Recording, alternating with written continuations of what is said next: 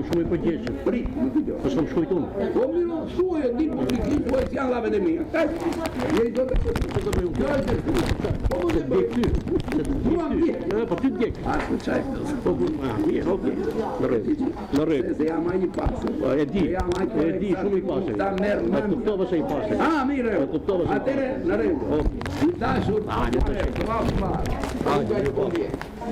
Të gjojt mirë. Jo të ketë. Po më vlerë e një të tërë.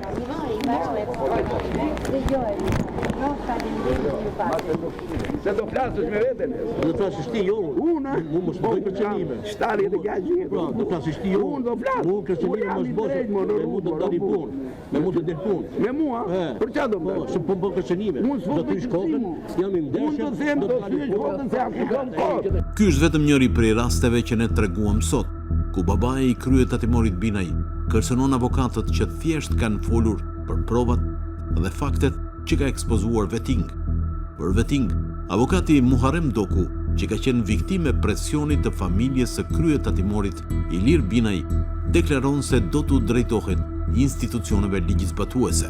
Mora një formë kërcënimi nga zotëria Agim Binaj, kam menduar që të çështja do ta ndjek në rrugë ligjore. Pra, me kallëzim, me prokurori.